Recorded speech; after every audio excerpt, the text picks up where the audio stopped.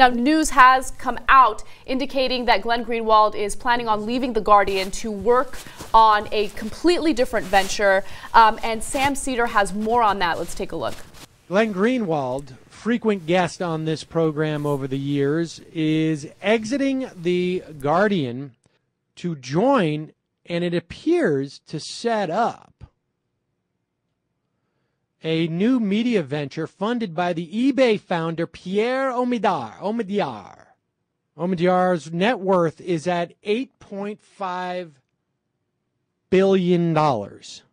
Joining Greenwald will be Laura Poitras and Jeremy Scahill. It's unclear at this point. I've heard reports that the site may include things like sports and culture, that it may be sort of like some type of Huffington Post model. After initially setting it up, Greenwald will be the politics editor. Now, this venture is going to start off with $250 million in investment from this head of eBay. And I should also note that even though Sam Seder mentioned a few specifics there, we don't really know exactly what this is going to look like. But even though it sounds great because Glenn Greenwald is a great journalist and you expect quality work from him, there could be some problems when it comes to having multi-billionaires fund media ventures. So I want to open this up to the panel and ask you guys what you think about it. Sharon, let's start off with the current state of investigative journalism. What are your thoughts on that? Well, the current state of investigative journalism and the current state of journalism, period, is it's in a time of great flux. It's an exciting time. There are some major, wonderful things happening with the advent of the internet and access by hundreds of thousands, if not millions, of average people. But the downside is that the concentration of ownership is having a really bad impact on our democracy.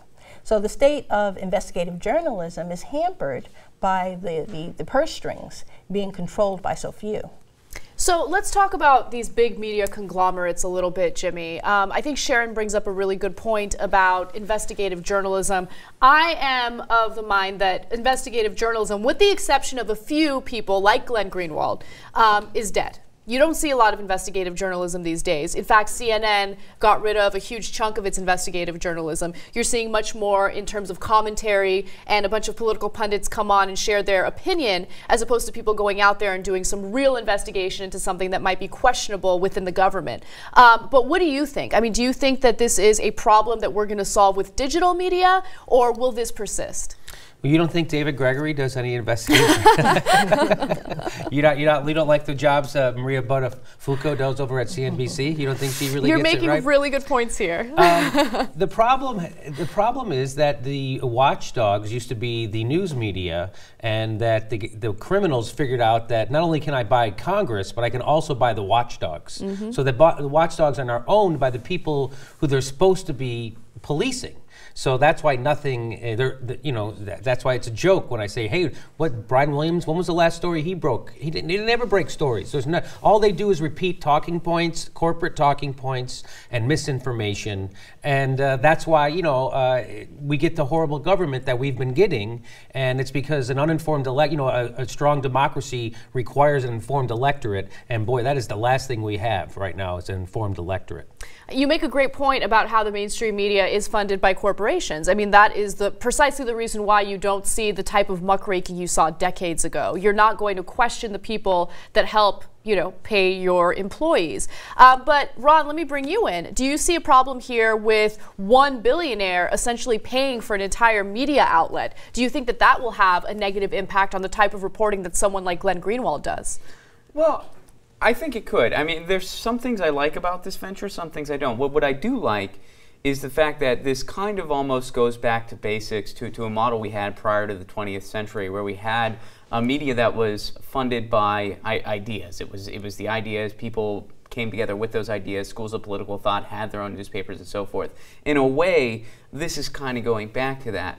On the same note, if you have, it is a for-profit venture to my understanding, so if you have this model where that's it, there's no other media policy, and that also opens the door for the Rupert Murdochs of the world to continue to flourish, so that wouldn't really help solve a lot of our problems. So I think it's a good thing, it's a good start, but eventually some media policy needs to follow.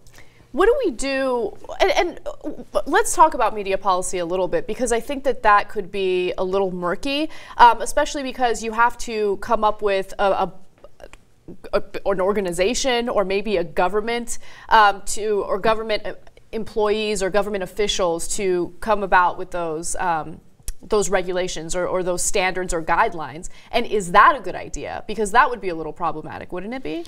You mean you're saying government regulation of the media?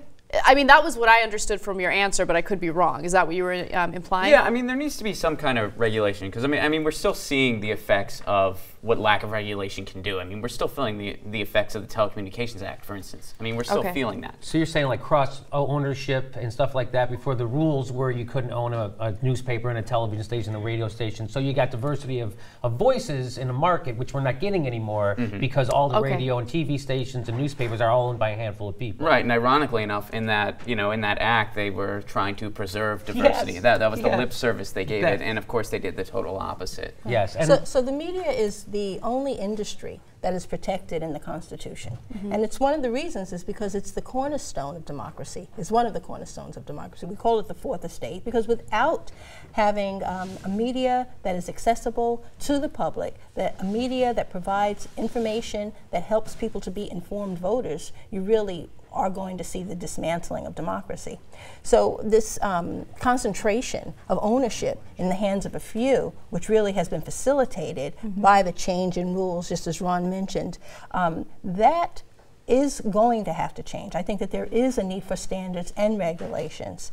And as the people become less and less satisfied with the product, there'll be change. But it's only the people that can demand change. Wouldn't you make the argument, though, that people who are unhappy with the product are kind of taking the product back and utilizing it for their own purposes? And a perfect example of that would be new media, digital media. Right. Well, that's what the LA Progressive is. Exactly. It's exactly what that is.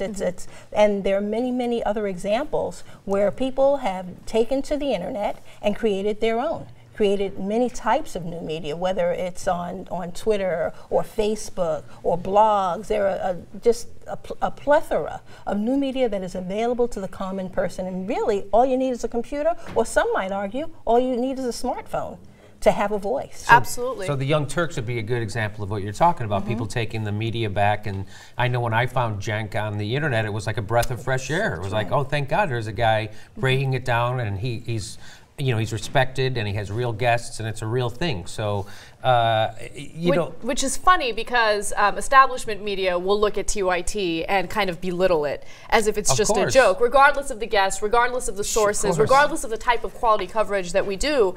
It doesn't matter because if you're in digital media or new media, you're not considered credible or legitimate, which is amazing. Well, that's the old guard protecting themselves, right? I mean, they'll still people who are printed in newspapers still dismissively refer to bloggers in a pejorative term. Oh, there's some blogger. It's just like, some blogger? Yeah. Come on, that's the world now. That's right. But let's not forget that it was mainstream media that didn't challenge the establishment as we marched up to war looking for these weapons of mass destruction. Right. So mainstream media should be questioned. Right. Well, and it's amazing that nobody who missed the run up to the war or missed the economic collapse, they still have their jobs. We still turn to these people to inform us. Yet they've already proven that on the two biggest issues of our generation, they've totally failed. Yet they're still the people we turn to. So I don't know, how do we change the rules? Like, because President Obama just again appointed to the head of the FCC a corporate tool. Right? Yeah. Instead of the people, he should be appointing someone who's going to turn the airwaves back over to the people. He turns it back over to, so that's the problem people have with Barack Obama. That's the problem I have. So what do you do when the good guys are corrupt, like Barack Obama is? Well, I mean, I don't think that you have to turn to someone like Barack Obama to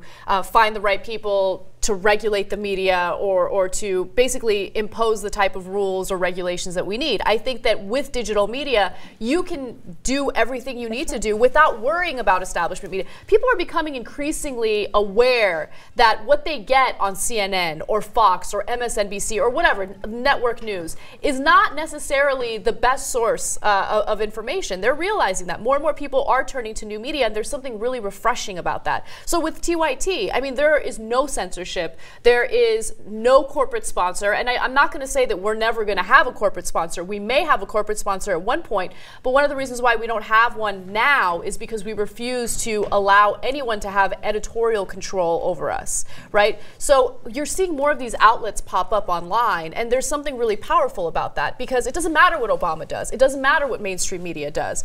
As long as people are becoming aware of the BS that they're getting in mainstream media, they're going to turn to new media. They're going to turn to digital media. And I think that that's a good way to counter what's happening with the lack of investigative journalism right now. I hope so. Fingers crossed. What do you think? Well, when you look at kind of just the anatomy of a revolution, so to speak, which we're kind of calling for a revolution in the information sense, you know, it really happens when the crisis is apparent. And I think you're right. More and more people, because, I mean, a lot of the stuff we've hinted at here, this main corporate media, which I try to refer to them as the corporate media, not the mainstream media, because I think there's nothing mainstream about them. They're the corporate media. They're serving corporate interests, and they're so determined to serve the status quo that that's apparent on how they're missing the mark on stuff like war and things like movements. I mean, the way they trivialize social movements, the way they trivialize independent media outlets, the Young Turks and others. People are starting to see through that. And when people start demonstrating that through action, by doing their own thing, by migrating to other sources, eventually policy will inevitably follow. Absolutely. It's tough to know exactly what that will look like at this point in time. That's right. But it will follow. And it's a messy thing. You know, democracy is a messy thing. But I think ultimately it's the people that are going to call the shots, because power concedes nothing without a demand. And I wish I could quote who made that statement, but it's true. And it's been demonstrated time and time in history. Until the people stand up, and unfortunately, it does take crisis. But I remember when the Occupy movement was here in Los Angeles, and the LA Progressive was covering it. And we were covering it from day one. And on about day 14 or 15, I looked over the crowd and I saw a local newscaster from one of our local news television stations. She was there with her camera person. And I know her personally, and I walked up to her and I said, great, finally we're going to get some coverage on regular television. And she says, unfortunately, I'm not here to cover. I'm covering the Michael Jackson's doctor. That trial was going on at the same time. Right, that was going on at the same time. And her bosses had insisted that she says, so we just got out, so I had to come over and see what was happening here. Yeah, that's unbelievable. But until the people demand, there will be no change.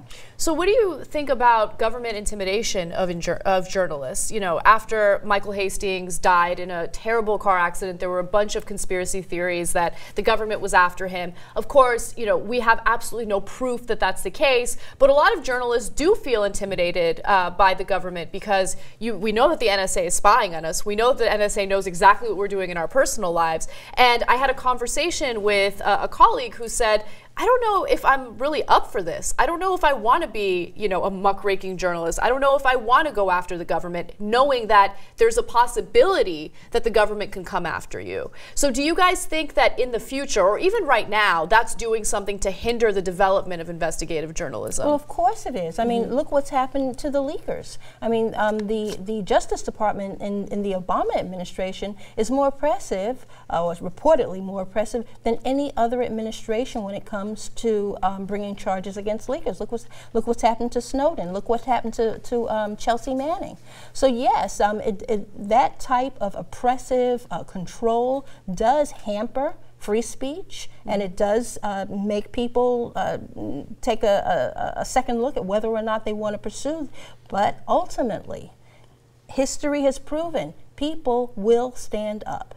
And I think that in time that will happen here too. Our liberal champion from California, Dianne Feinstein, is pushing legislation to define what a journalist is. She's going to define what a journalist is, which is which I think lets us define exactly what she is. Wait, Jimmy, are you saying that there's a problem with politicians defining what a journalist is? I would think that might be a problem. You're crazy. I think Tony Soprano wants to also define what a cop is, and you know what I mean. And Don Mattingly wants to define what an umpire is. It's like you don't get to do that. You don't get, as a politician, decide who gets to criticize you and who doesn't get to criticize you, and who gets to expose your lies and who doesn't. It's called freedom of speech, and like she said, journalists one of the three professions mentioned in the Constitution. So it's pretty important to the way our democracy is supposed to function. And Dianne Feinstein, and then they pretend she goes, well, I don't think some 17-year-old blogger is a journalist sitting in his mom's basement. Well, then what are you fucking afraid of? Are you afraid of a 17-year-old blogger is going to get some secrets that you have? That's precisely what she's afraid yes. of. And just to give you guys some more context into what Jimmy is talking about, the reason why the Senate Judiciary Committee wanted to redefine or decide what a journalist is because they want to ensure that whistleblowers and certain, journalists that question authority are not protected under SHIELD laws, so they can be prosecuted against. Yes. So it is a freedom of speech issue, and I think it's ridiculous for a politician to define what a journalist is.